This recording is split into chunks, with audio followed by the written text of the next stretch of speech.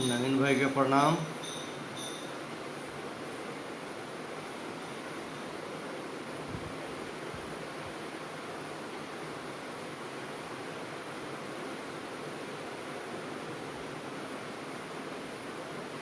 दिक्कत बा कि हम समय के पाबंदी बा, हम चलेंगे एकदम टाइमली।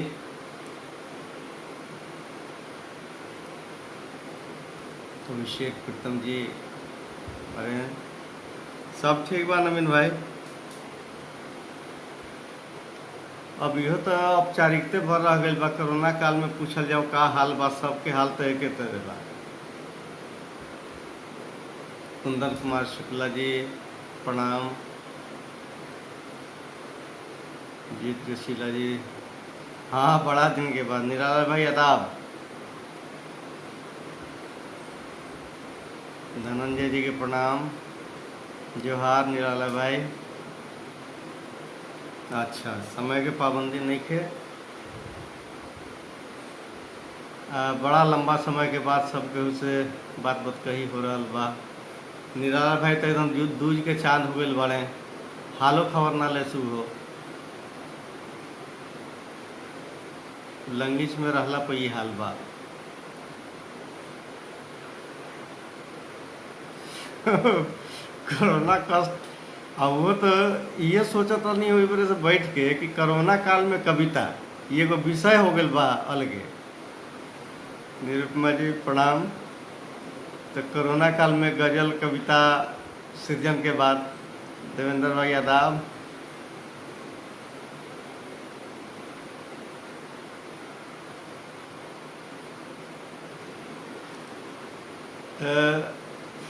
कई तरह के बात बीच आ रहल बा।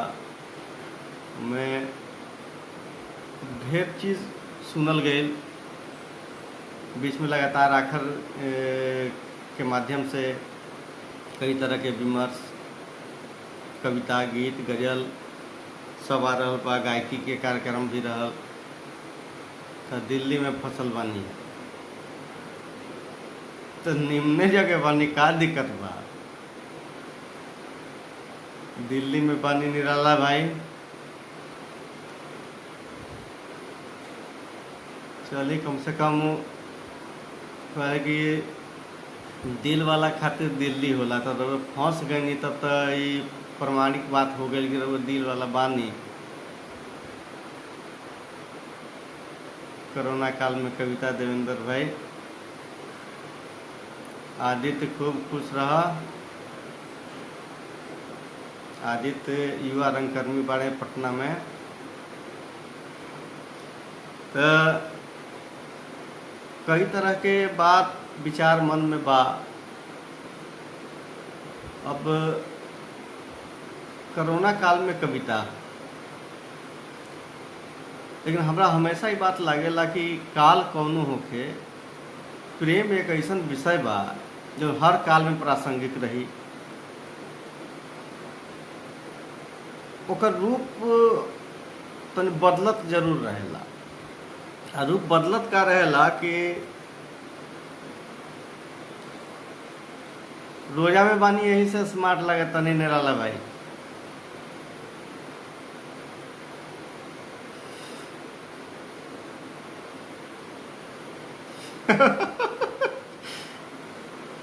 तो रहुआ तो सपरते रह गए कि मोतिहारी आई तो कुर्ता कसाओ रहो जो। तो न रहुआ मोतिहारी आए ना कुर्ता कसाई। अब दिल्ली से छूटा डायरेक्ट मोतिहारी पहुंच गए के गरज बा। उहे न कहनी है रहुआ तो कहनी कि मोतिहारी पहुंच के अपना पसंद से की न निराला भाई।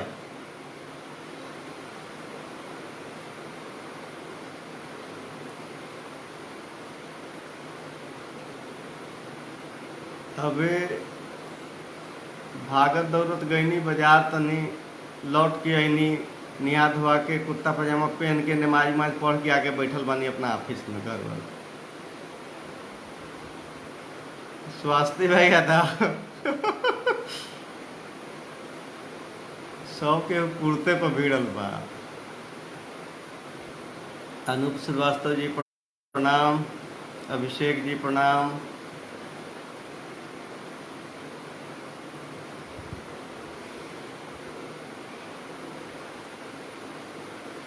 नितिन भाई नमस्कार। का हाल बा सब केहू के? राजीव भाई जय हो। जय जय।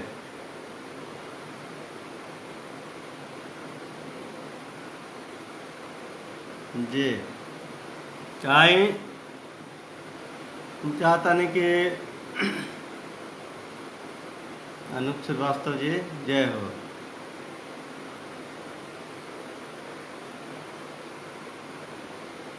देवेंद्र भाई आभार।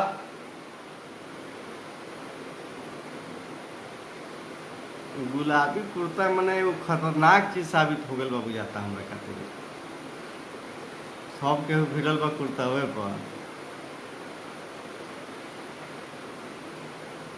उजरे पहन लेवे के चाहत रहे। जयकांत भैया आदाब।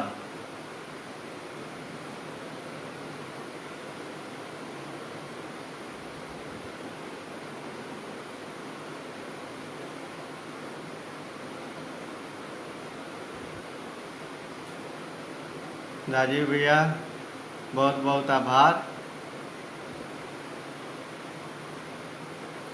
हाँ राजेश भाई प्रेम पकड़त रही। तो कई तरह के धारा बा। पारंपरिक धारा भी बा, आधुनिक भी बा, उत्तर आधुनिक भी बा।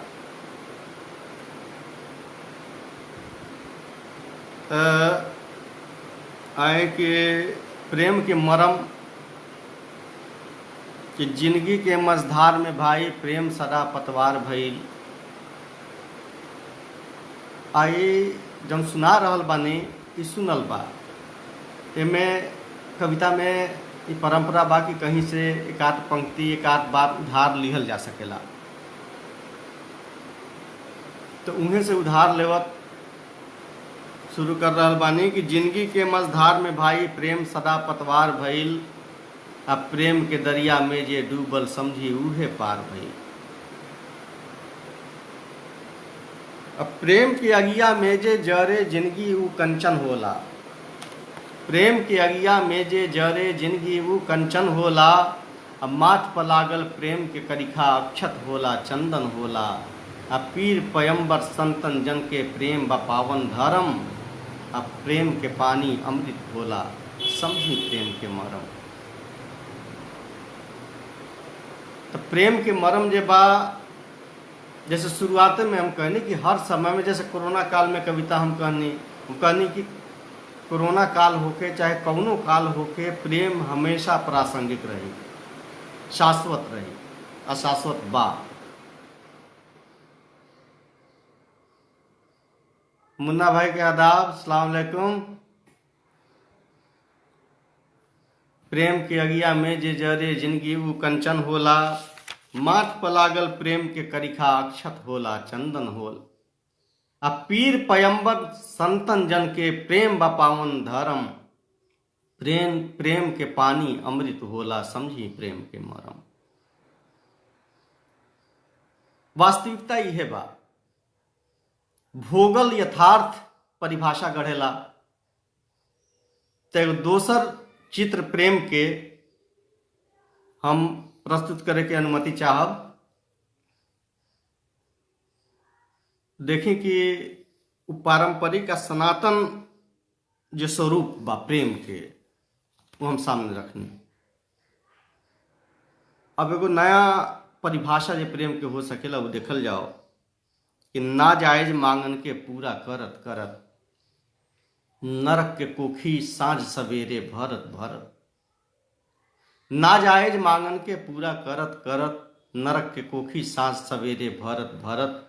जे कुछ जायज बाँचल रहे नाजायज के जामा जोड़ा पहिन चुकल बा। जे कुछ जायज बाँचल रहे नाजायज के जामा जोड़ा पहिन चुकल बा। जे कुछ सोझा साँच रहे सब लोभी कामी भइल जाता। जे कुछ सोझा साँच रहे सब लोभी कामी भइल जाता। दुनिया के बाजार में नाता मोट असामी भइल जाता। आ प्रेम हरामी भइल जाता।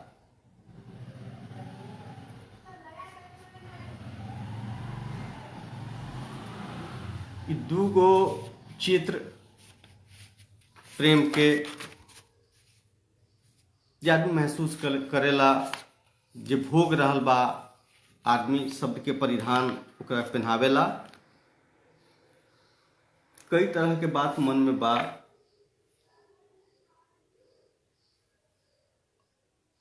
अब कुछ कंफ्यूजन भी हमरा लगे बा। अब इहो निर्णय नहीं ले पावत कि आखिर हम सुनाई का। कुछ जरूरी कविता बा, कुछ गजल बा, तो शुरुआत कर देनी है।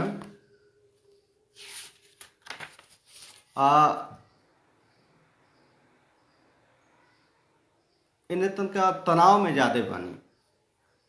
इलाके एक दुर्घटना भइल जीवन में के कला संस्कृति साहित्य से जुड़ल आदमी चलाइल राजनीति में। दुर्भाग्य से चुनाव लड़नी, म्यूनिसिपल के में जीत गईनी। और जितला के बाद राजनीति के जो बवंडर बा, हमरा बुझाला कि केहू पढ़े लिखे वाला आदमी चाहे सोशल एक्टिविटी में जे आदमी रहे, एक्टिव पॉलिटिक्स में अगर वो नहीं खे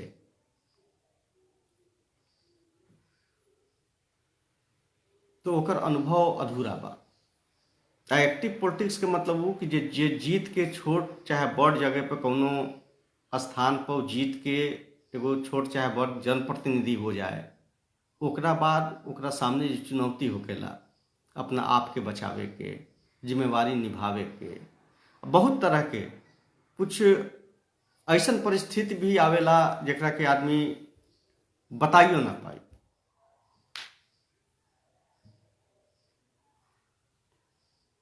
राजेश कुमार मिश्रा जी, जयकांत भैया, अब मन में जे बात छोट बड़ बात बा उ सब रखनी है। हम कोनो बहुत बड़ कवि नहीं थी। लोग इहो कहेला कि बड़ा विद्वान कवि बाड़े, तो यहू पे एगो बात हम कहल चाहब कि जे विद्वान होई वो कवि ना होई, और जे कवि होई वो विद्वान ना होई।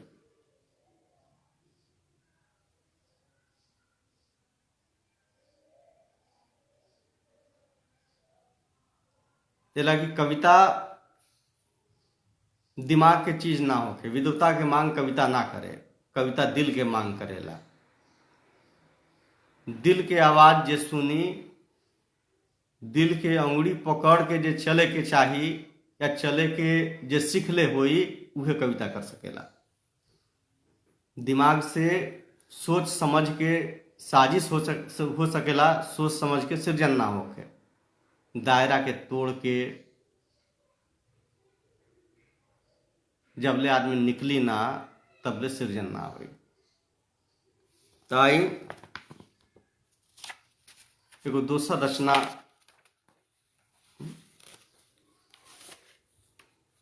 हम प्रस्तुत कर रहल बानी।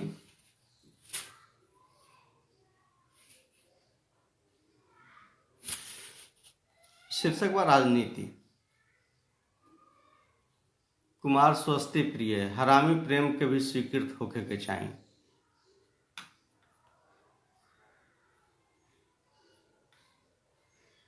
अब स्वीकृति दी के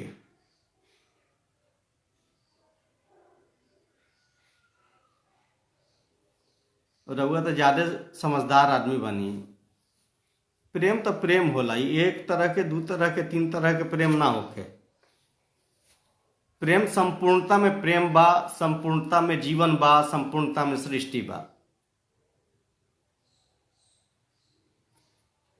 आई एगो दोसर कविता देखी, राजनीति। गठजोड़ के राजनीति बहुत पाला पड़त रहेला। ये पर देखल जाओ कि नाजायज गठजोड़ से देखी राजनीति बिया गाभिन भइल। नाजायज गठजोड़ से देखी राजनीति बिया गाभिन भइल। आ परसूती के पहले के गजब तमाशा। प्रसूति के पहले के बा गजब तमाशा, ना जायज जन्मौती के अब जायज एगो नाम धराई। ना जायज गठजोड़ से देखी राजनीति बिया गाभिन भइल, प्रसूति के पहले के बा गजब तमाशा, ना जायज जन्मौती के अब जायज एगो नाम धराई। आ सगरो बाटे इहे हल्ला, नया विधान बनावल जाता। सगरे बाटे इहे हल्ला, नया विधान बनावल जाता। जेने देखी ओने लवके, एक्के सोच के चट्टा बट्टा, अट्टा पट्टा मार झपट्टा, अट्टा पट्टा मार झपट्टा। ई राजनीति जे बा झपट्टा के खेल बा, कबड्डी के खेल बा, दौड़ा दौड़ी के खेल बा, सबे ही में बा। लेकिन सबके बावजूद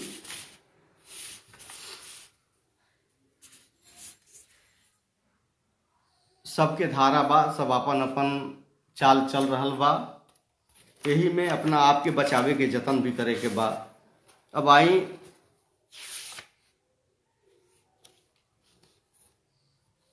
नवीन भाई देखें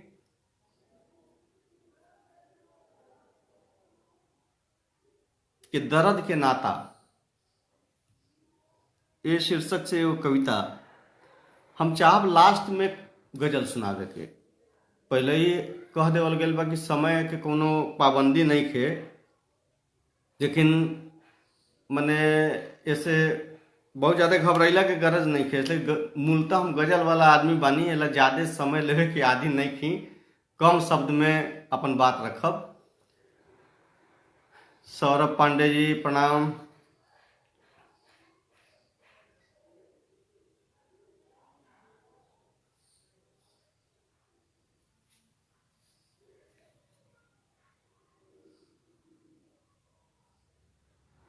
दर्द के नाता नाम से जो बा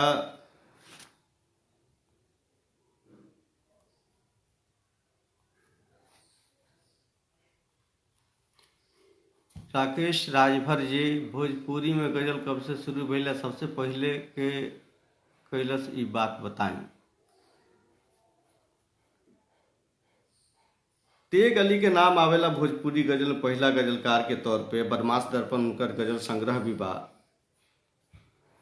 और हमरा बुझाता कि ये बात पर कोनो बड़ स्कॉलर ये बात के बताई। जयकांत भैया बाड़े जुड़ल, इतिहास माने साहित्य के इतिहास के ज्ञाता, भाषा के ज्ञाता, सब चीज़ के ज्ञाता बाड़े, स्कॉलर बाड़े, वो बताई हैं।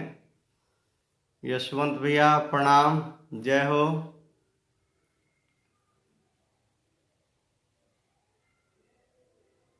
देखिए ये कविता बा दर्द के नाता कि भीजल रात में बंजर लागे आंख के धरती।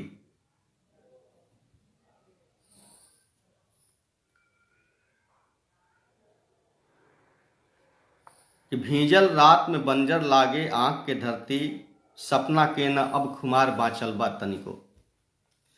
भीजल रात में बंजर लागे आंख के धरती, सपना के न अब खुमार बाँचल बा तनिको। बेसुधियाही नींद आंख में छटपट करे, बेसुधियाही नींद आंख में छटपट करे। उन्हल बाटे चैन के खटिया, थपरी पारे रीत नेह के। चिड़ै चुरुंग के बोली अब बेमतलब लागे, चिड़ै चुरुंग के बोली अब बेमतलब लागे। जौरे जौरे सुख के काटल दुख बतियावल टूटल जाता। उन्हल बाटे चैन के खटिया, थपरी पारे रीत नेह के। चिड़ै चुरुंग के बोली अब बेमतलब लागे। जौरे जौरे सुख के काटल दुख बतियावल छूटल जाता। अब बरिसन पोसल दर्द के नाता टूटल जाता, बरिसन पोसल दर्द के नाता टूटल जाता।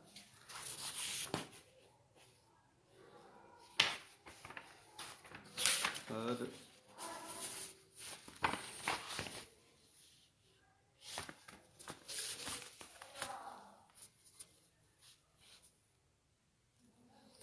एगो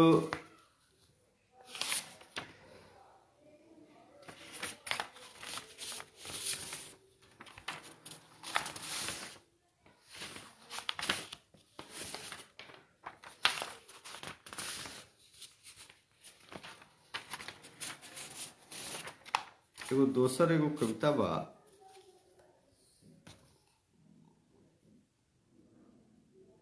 कि नेह की अंगुरी देह पर ससरल। आदरणीय नीरज सिंह जी के प्रणाम कर रहल बानी। बड़ा लंबा समय के बाद आमने सामने बानी।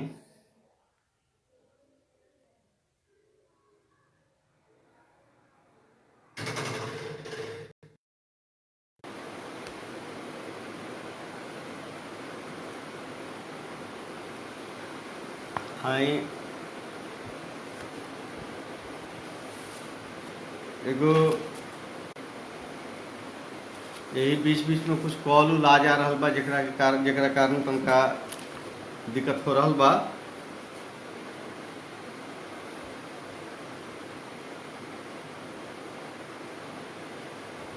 कि नेह के अंगुरी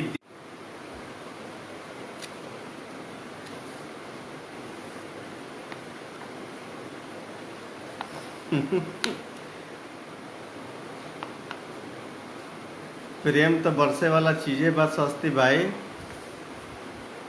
बाकी चीज सब जो प्रेम जे बा ऐसा नहीं खे कि बादल लेखा कि छा जाए या बिना बरसले हट जाए। प्रेम बाता बरसबे करे, चाहे जौन रूप में बरसे। देखिए कि नेह के अंगुरी देह पर ससरल, मन संतूर नियन बाजल। नेह के अंगुरी देह पर ससरल, मन संतूर नियन बाजल। गांठ खुलल अचरज के अचके, भग जोगनी के दियरी लागल जरे दनादन। गांठ खुलल अचरज के अचके, भग जोगनी के दियरी लागल जरे दनादन। मुंह के तोपलस कुछ कुछ रतिया, मुंह के तोपलस कुछ कुछ रतिया। देह नेह के आग जरल, सगरो दीपक राग बरल। देह नेह के आग जरल, सगरो दीपक राग बरल। रहे अनहरिया खुट आइल, जे तूर तार के पगहा भागल। मन संतूर नियन बाजल, मन संतूर नियन बाजल। रुमानी कविता रहे। अब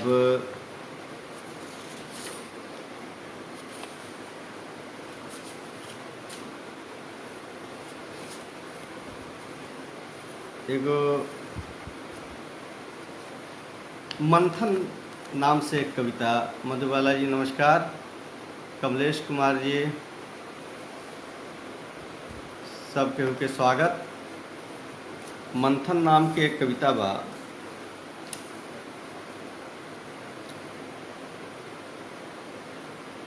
कि गोंगियात बहत पानी में चक्कर खात भंवर के।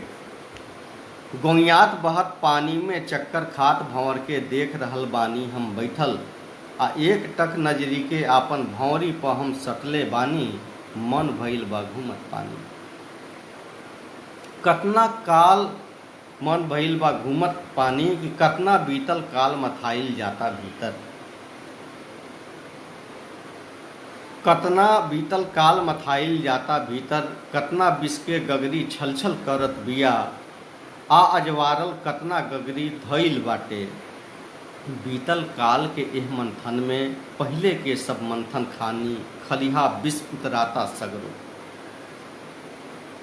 बीतल काल के एह मंथन में, पहले के सब मंथन खानी। खलिहा विष उतराता सगरो। आ कतना कुछ तो हमरो भीतर चक्कर खा के नाच रहल बा। कतना कुछ तो हमरो भीतर चक्कर खा के नाच रहल बा। आ मौन के भाखा में बेचैनी आउर बाउर बाँच रहल बा। मौन के भाखा में बेचैनी आउर बाउर बाँच रहल बा। जसवंत भैया कहत रहे कि बेटी पर जन कविता लिखले वो सुने के मन करता है। अंत में वो सुनाए बेटी पर कविता। दरअसल उर्दू कविता बा, उर्दू में नज्म बा। मधुबाला जी हुमा वाली रचना। अच्छा, अंत में पर भी लगे हिंदी उर्दू तो लगातार आदमी सुनावत रहेला, भोजपुरी सुनावे के मौका कहाँ मिले। ये सब प्लेटफॉर्म बा, चाहे कोनो कार्यक्रम में गईला पर लोग सुने के भी ना चाहे। जो भोजपुरिया लोग बा वो भोजपुरी रचना सुने के ना चाहे। बड़ा देर से हम भोजपुरी पढ़त रही, भोजपुरी बोलत रही। लिखे के बाद देर से शुरू कैनी। अब देखिए, अब इत बाकी जो उस्ताद लोग बा लोग बताई कि हम कितना कामयाब भइल बानी में। अब कुल मिला के जैसे एगो रचना देखी हम सुनावे के चाहतनी। स्पंदन सुमन जी स्वागत बा।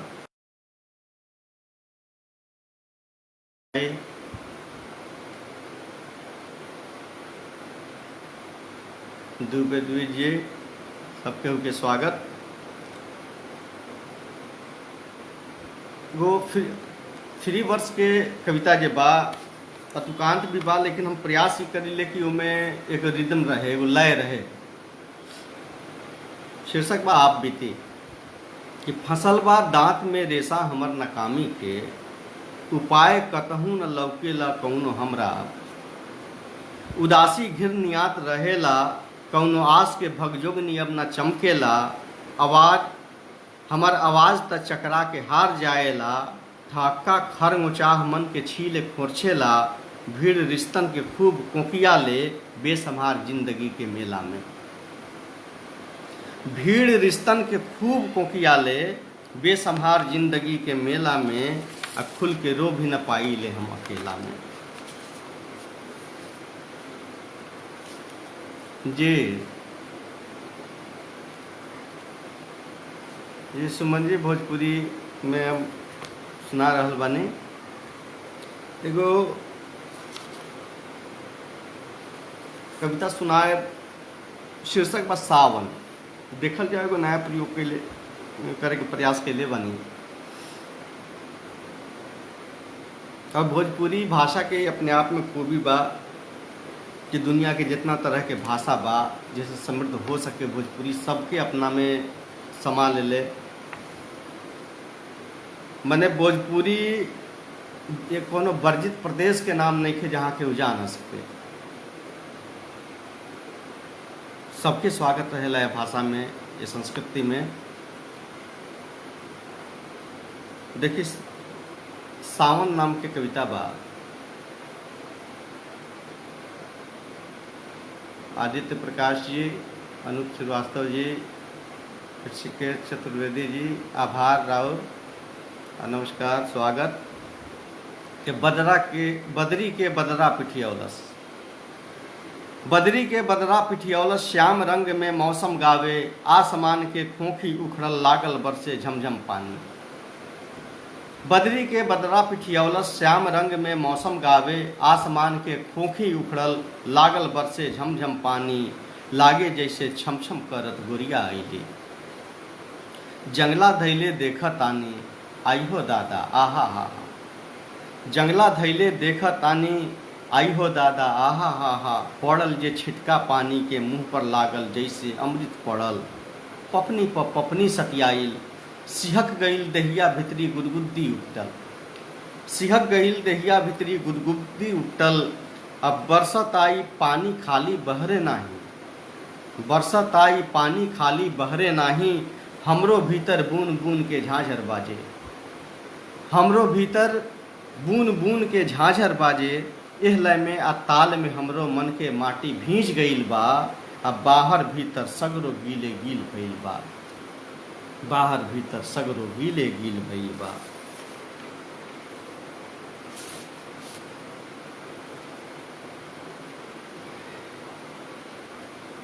गजेंद्र पांडे जी, आभार राउत। मधुबाला जी, अब राउरो आभारे करी का हम।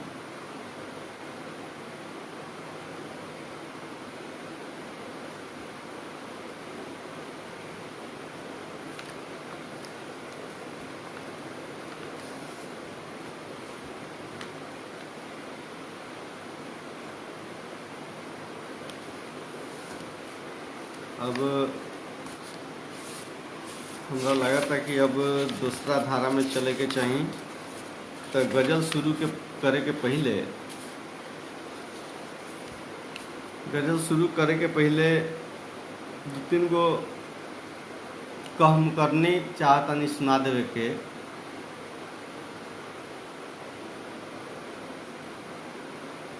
दुबे दुई जी आभार, कमलेश भाई आभार।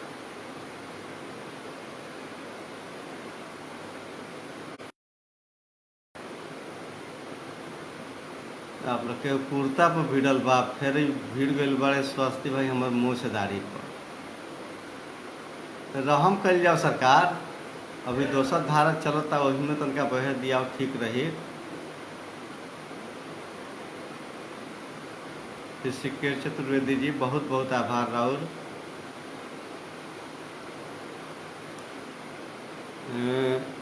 चाहता नहीं तीन को कहम करनी सुनावे के।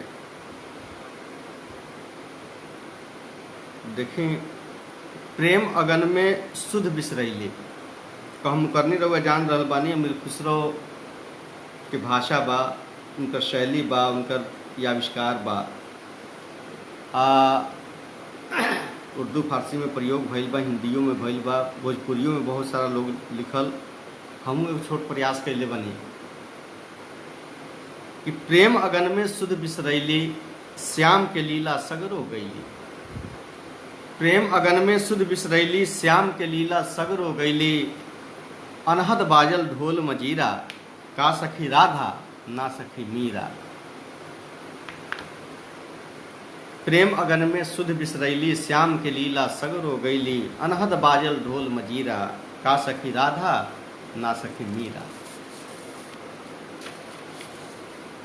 दूसर का हम करनी देखें कुरीतियन के नाच नचैले भोजपुरी के मान बढ़ैले। कुरीतियन के नाच नचैले भोजपुरी के मान बढ़ैले। संग्राम उछेड़ले भारी का सखी साजन ना हो भिखारी। भिखारी ठाकुर के समर्पित एगो अपने ऊपर एगो सुन लिया।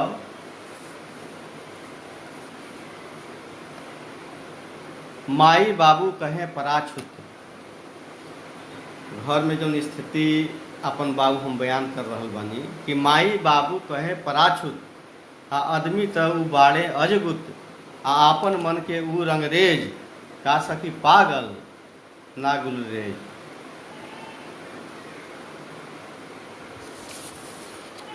सुनावे के और बहुत कुछ बा, कहम करने भी बा, माहिया भी बा, गजल भी बा। हम चाहते हैं दूगो माहिया सुना के गजल कौरी हम बड़ी। माहिया उर्दू फारसी में पंजाबी में बा, पंजाबी से उर्दू में आई। 3 पंक्ति के कविता होला। ओकरा के टप्पा के जो स्वरूप होला उहे स्वरूप माहिया के होला। देखल जाओ कि मनमोर पियासा बा,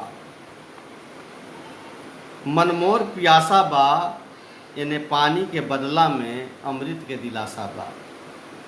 मनमोर पियासा बा यानी पानी के बदला में अमृत के दिलासा बा। एगो पावन कहानी बा, एगो पावन कहानी बा। आचमन ई करेला नयन रूप गंगा के पानी बा।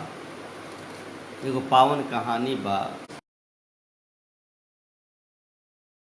के पानी बा। और अंतिम टप्पा देखें कि धरब तोहरा के सैत के। हाँ देवेंद्र भाई देखल जाओ कि धरब तोहरा के सैत के हमके जगमग कई दिहलू चांदनी बाड़ू चैत के। धरब तोहरा के सैत के हमके जगमग कई दिहलू चांदनी बाड़ू चैत के। आए अब हमरा लगता कि अब गजल उरी चले के चाहिए। अंत में ने मुन्ना पांडे जी लगता कि मुन्ना पांडे जी गायब हो गए नहीं जाता। हालांकि मन तो रहे कि मुन्ना पांडे जी के एक बेर हमरा के प्रोत्साहित कैनी आ उहे आंदोलित कैनी एक रचना लिखे खातिर।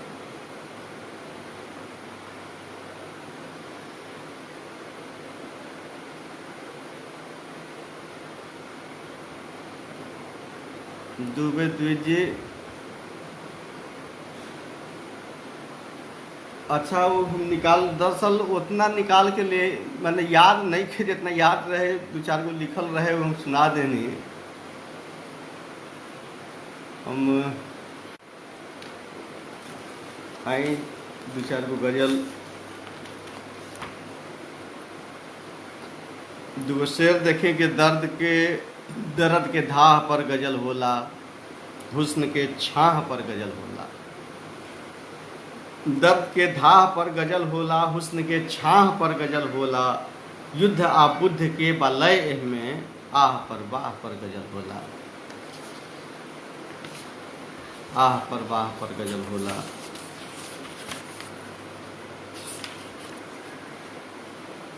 देखिए अभी वर्तमान समय जे बा उमें बड़ा मन दुखी हो जाला देख के। हमरी ये संस्कृति जे हमनी के रहे उमें राजनीति ही ऐसन कारक बा जे हमारे वर्तमान भविष्य सबके प्रभावित कर रहल बा आ शुरू से करत आ रहल बा। लेकिन वो साजिश के शिकार हम सब हो जा रहल बानी। ई विडम्बना के बात बा, दुर्भाग्य के बात बा। आई देखी जे बा एक छोट बहर में एगो गजल देखी, मतलब बा कि हमहू कहीं तूहू कह, हमहू कहीं तूहू कह, हमहू बही तूहू बह, हमहू कहीं तूहू कह, हमहू बही तूहू बह। आ दुखवा नइके फरका फरका, हमहू सही तूहू सह।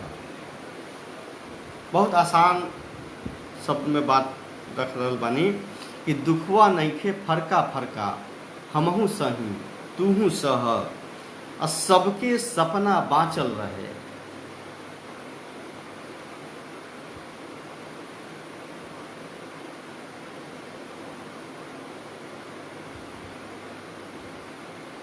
मधुबाला जी लागत है कि खिसिया गेल बानी रहुआ। ठीक बा, हम सुनाएब, तनका धीरज राखल जाओ। है गजलवा सुना दी, चाहे कहीं तो हम एकरा के रह दी ना सुनाई।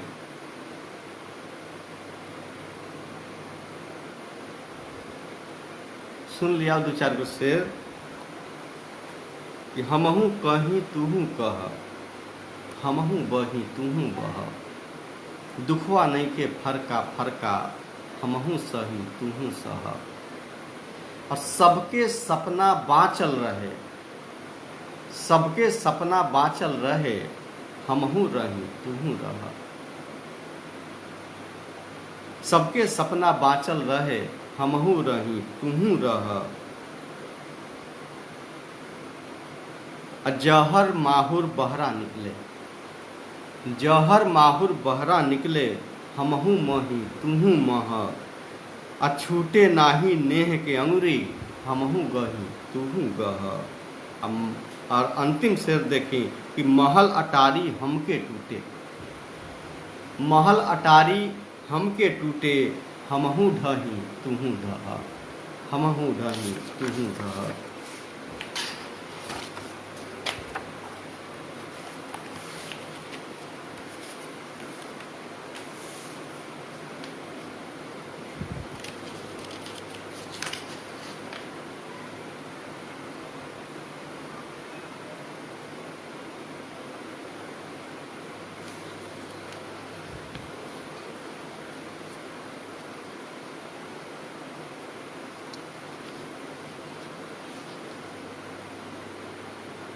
कमलेश भाई आभार, ऋचा जी आभार, राजेश कुमार मिश्रा जी, दुबे द्विज जी, आदरणीय नीरज सिंह जी, सबके के आभार। आए दो चार गो ताजा शेर और देखें कि तनी मातल जवानी के साजल करी, तनी मातल जवानी के साजल करी। अब फुटहा ढोलक नियन नाही बाजल करी, तनी मातल जवानी के साजल करी, फुटहा ढोलक नियन नाही बाजल करी।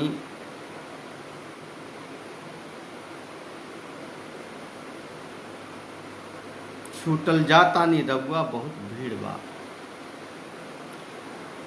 छूटल जाता नी रउआ बहुत भीड़ बा। आ तनी अपनों के रउआ पुकारल करी, छूटल जाता नी रउआ बहुत भीड़ बा, तनी अपनों के रउआ पुकारल करी। और शेर देखल जाओ कि मन के कलसी पर कुंठा के काई जमल, मन के कलसी पर कुंठा के काई जमन, नेह के लूड़ा बांधी के माजल करी, नेह के लूड़ा बांधी के माजल करी। चित रहब कबले रउआ उठी झार के, चित रहब कबले रउआ उठी झार के, खुद अहम के खलीफा पछाड़ल करी। बाधर्म जात के अब अनहरिया बढ़ल, बाधर्म जात के अब अनहरिया बढ़ल। दिल के दियरी चहु और बारल करी, दिल के दियरी चहु और बारल करी।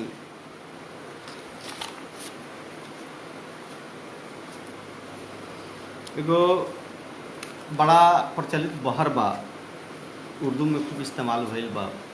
प्रयास कनी हो बहर पर भोजपुरी में तो गजल कहे के विचार से हम चाहब। जुड़ल सब केहू से ये चाहब कि ज़्यादा होके लागे तो हमरा इशारा कर दियल, वही जगह रुक जाए।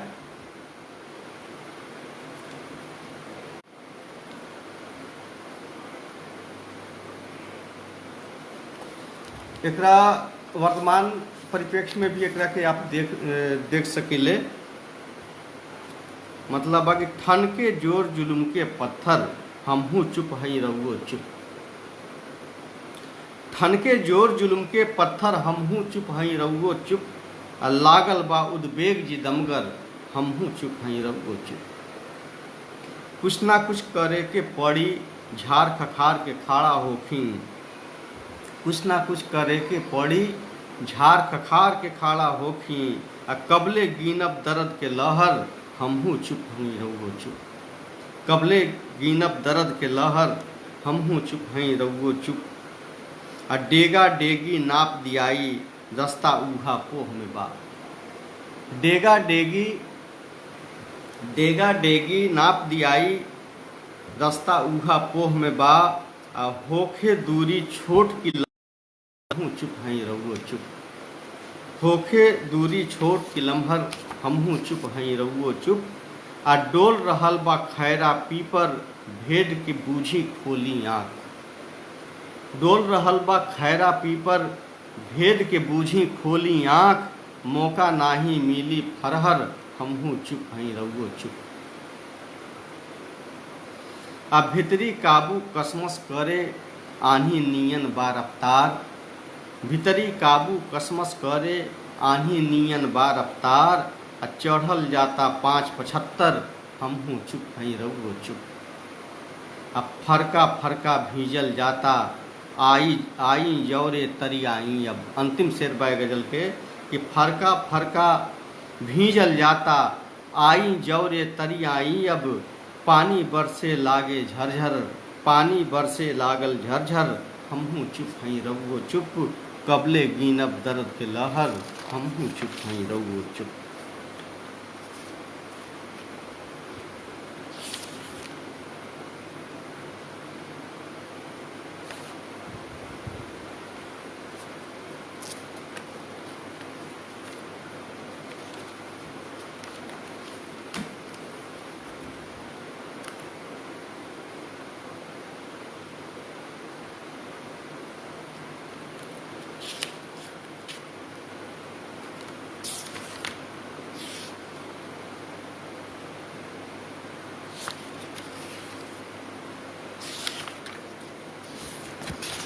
आदरणीय नीरज सिंह जी, राउर स्नेह आशीर्वाद हमेशा मिलल। एक लंबा समय भइल रउआ से जुड़ला। जीवन में बहुत सारा परिस्थिति आवत रहेला, आदमी जहाँ तहाँ के सफ़र में रहेला। जीवन अपने आप में एक सफ़र बा। एगो उत्कृष्ट कथाकार, उत्कृष्ट गजलकार, उत्कृष्ट समीक्षक, जनवारी रचनाकार के तौर पे राउर पहचान बा। जनवारी लेखक संघ के रउआ बड़ा आगे ले बढ़ौले बनी। बिहार के रउआ महासचिव रही और अभी अध्यक्ष के तौर पे राउर संरक्षण मिल रहा बा। हम चाहब रउआ गुरुदेव बानी और समझ में नहीं क्या आवत कि रउआ सामने क्या का सुनाई का ना सुनाई। कोनो त्रुटि होखे तो माफ कल जाए। और रउआ समर्पित एगो गजल कर रहल बानी कि कतना गाढ़ी सुरसुर भइल, कतना गाढ़ी सुरसुर भइल आ जिंदगी असपन छुछुर भइल। कतना गाढ़ी सुरसुर भइल जिंदगी असपन छुछुर भइल। आ कतनो रगेदी ठेहा धरे, कतनो रगेदी ठेहा धरे आ सपना जैसे कुकुर भइल। कतनो रगेदी, हम गजल के मिजाज अलग होला, उनमें ऐसा ऐसा शब्द जे गैर मानूस लगे, जे सुंदर शब्द के चयन गजल में कइल जाला हमेशा, जेमें मुलायमियत होखे, जेमें सुंदरता होखे, मखमली शब्द होखे। हम कुछ ओकरा से दायरा से आगे निकल के कुछ प्रयोग कैले बानी। देखल जाओ कि कतना गाढ़ी सुरसुर भइल जिंदगी असपन छुछुर भइल। कतनो रगेदी ठेहा धरे आ सपना जैसे कुकुर भइल। आ सब केहू के हाँक लगैनी, सब केहू के हाँक लगैनी चारू ओरी दूर दूर भइल। आ मांग के सेनुर कनपट्टी में हर मौका पर हुरबुर भइल। मांग के सेनुर कनपट्टी में हर मौका पर हुरबुर भइल। कतनो ठठाई बात न माने, गजल के अंतिम शेरवा के कतनो ठठाई बात न माने आ मनवा गजबे थुथुर भइल, मनवा गजबे थुथुर भइल। देखिए नीमन बाउर बुझात नइखे, नीमन बाउर बुझात नइखे कि आँख रहले सुझात नइखे। आ बिगाए कहवा समय के बोझा, बिगाए कहवा समय के बोझा। ढोई कबले ढुआत नइखे, ढोई कबले ढुआत नइखे। नेह के जे धर्म बा एहमे, नेह के जे धर्म बा एहमे जात नइखे पुजात नइखे। आई जंग कैसन ठनक गइल बा, जंग कैसन ठनक गइल बा कि जीत नइखे अमात नइखे। जंग कैसन ठनक गइल बा कि जीत नइखे अमात नइखे।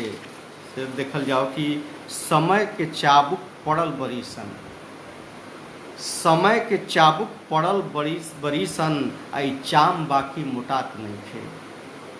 समय के चाबुक पड़ल बरिसन ई चाम बाकी मोटात नइखे। अब भइल भइल बचुप्पी, भइल बचुप्पी जितार राउर, भइल बचुप्पी जितार राउर। कुछ तो बोली सहात नइखे ई चाम बाकी मोटात नइखे।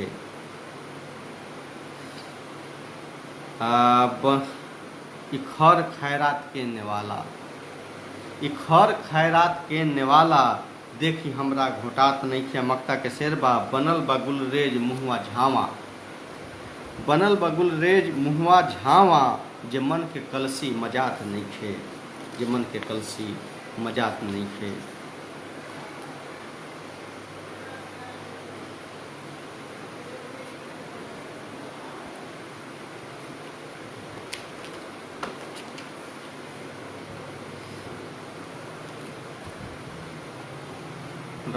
जाता कि 2-3 को रचना और सुना के हम अनुमति चाहब कि देखते देखते मकान टूट गई, देखते देखत मकान टूट गई। छने पुरखन के आन टूट गई। आई जे भूमंडलीकरण आइल अमीर बढ़ले किसान टूट गई। देखते देखत मकान टूट गई। और समझदारी आइल पढ़ लिख के, उस समझदारी आइल पढ़ लिख के कि छोट बड़ खान सब केहू ठाड़ बा बाजारे में, सब केहू ठाड़ बा बाजारे में। नेह नाता के मान टूट गई, नेह नाता के मान टूट गई। आई अंतिम में एगो गज़ल सुना के हम विदा चाहब। ये अंतिम गज़ल रउआ लोग के सोझा परोस रहल बानी। एकरा बाद हम अनुमति चाहब। एगो ई रुमान से शुरू कैनी आ रुमाने पर ख़त्म कर। रुमानी गज़ल एगो कि खुशी में छौकत बाड़ा मन महुआ गईल बा का।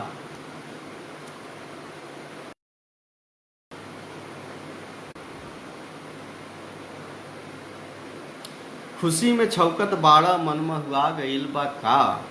आ प्रीत मिलन के बेरा अब नियरा गईल बा का। कि रात अनहरिया जगमग भइल चकचक कोना कानी। रात अनहरिया जगमग भइल चकचक कोना कानी। आ अंगुआइल रतिया में केहू आ गईल बा का। कि सांस सांस कचनार भइल बा गम गम गम के सगरो। सांस सांस कचनार भइल बा गम गम गम के सगरो। छैटी फुलवन के अचके छितरा गईल बा का। शेर देखल जाओ कि बेचैनी में रात कटाई। बेचैनी में रात कटाइल दिन भकुआइल लागे। बेचैनी में रात कटाइल दिन भकुआइल लागे। नेह के डोरी में मनवा लपटा गईल बा का। देखल जाओ कि साँझ भइल सिंदूरी जस गोरी के मुहुआ दमके। साँझ भइल सिंदूरी जस गोरी के मुहुआ दमके। सांवर साँझ में सेनुर नेग भरा गईल बा का। साँझ भइल सिंदूरी जस गोरी के मुहुआ दमके। और सांवर साँझ में सेनुर नेग भरा गईल बा का। अंतिम शेर देखल जाओ कि ठोढ़े मुस्की चान बचमकत। ठोढ़े मुस्की चान बचमकत लागे जसमत वाला। आ मन के भीतरी में कुछऊ अखुआ गईल बा का। मन के भीतरी में कुछऊ अखुआ गईल बा का। बहुत बहुत आभार रउआ लोगन के। लंबा समय के बाद ही मौका मिलल रउआ लोग के सोजा होके के हम जुड़ब। सबके होके आखिर के पूरा टीम के, नवीन भाई के, देवेंद्र भाई के, मुन्ना भाई, निराला भाई, जसवंत भैया। अभी हुमा वाला फरमाइशे हो रहा बा। आई अंत में हुमा वाला बेटी खातिर एक उर्दू में एक नज्म रहे उस नादे बनी कि कंधे पर जो अपने रख के मैं लोरी सुनाता हूँ सुलाता हूँ तो मुझको ही थपकती है मेरी बेटी। हुमा एगो चिड़िया के नाम बा और ये कहल जाला कि हुमा के केहू देखले नहीं थे, लेकिन ये कहल जाला कि वो चिड़िया जे आदमी के माथा के ऊपर से उड़ जाए वो मालामाल हो जाए। तो यही से अपन बेटी के नाम हम हुमा रखने देखल जाओ कि कंधे पर जो अपने रख के मैं लोरी सुनाता हूँ सुलाता हूँ तो मुझको ही थपकती है मेरी बेटी। खुदा से की गई एक रेशमी मेरी दुआ है वो हुमा है वो। खुदा से की गई एक रेशमी मेरी दुआ है वो हुमा है वो।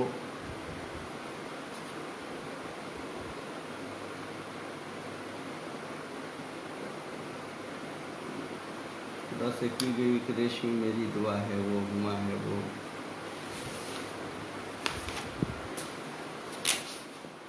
भूलने की आदत भी पड़ गई है, याद की चीजें नहीं रह गई।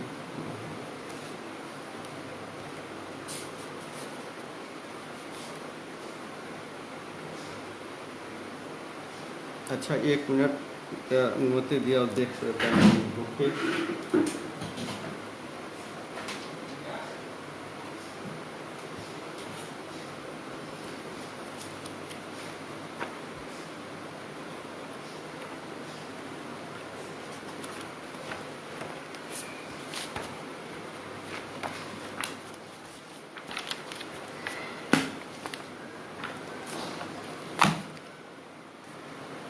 लगता है कि मैं सुना पाऊंगा। चीज़ तो मिल गई है, 2 मिनट का समय दिया जाए।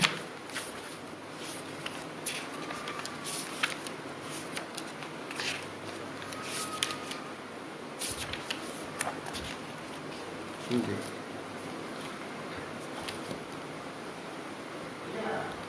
कंधे पर जो अपने रख के मैं लोरी सुनाता हूँ सुलाता हूँ तो मुझको ही थपकती है मेरी बेटी। खुदा से की गई एक रेशमी मेरी दुआ है वो, हुमा है वो, जो दिल के आस मापे दुख के बादल शोर करते हैं, कड़कते हैं, गरजते हैं। सितम की बारिशें जब बेरहम बौछार करती हैं, ये दुनिया संग सारी की रिवायत जब निभाती है, मेरा सपना लहू में तरबतर होकर बिलखता है, तो उजली मुस्कुराहट मेरे गम को चाट जाती है। नन्ही उंगलियों का लम्स चेहरे पर उतरता है, तो दुख के काले पत्थर रेजा रेजा टूट जाते हैं। हकीकत है कि दुनिया का निराला हुस्न है बेटी, हकीकत है कि दुनिया का निराला हुस्न है बेटी। अगर बेटी नहीं होती तो रिश्ते जन्म क्या लेते, अगर बेटी नहीं होती तो रिश्ते जन्म क्या लेते। अदा होती हया होती दुआ होती न हम होते, अदा होती हया होती दुआ होती न हम होते, कि इस बेदीन दुनिया में तो बस पत्थर सनम होते। जो बेटी है तो रिश्ता है, जो रिश्ता है तो हम सब हैं, जो हम सब हैं तो दुनिया है, जो दुनिया है हुमा भी है, वफा भी है, खुदा भी है। और एकरे साथ हम सबके उससे अनुमति चाहब फिर कोनो मौका पर आमना सामना होई। बड़ा अच्छा लागल, सब केहू के स्नेह आशीर्वाद यही तरह बनल रहो। हम सब केहू से अनुमति चाहब।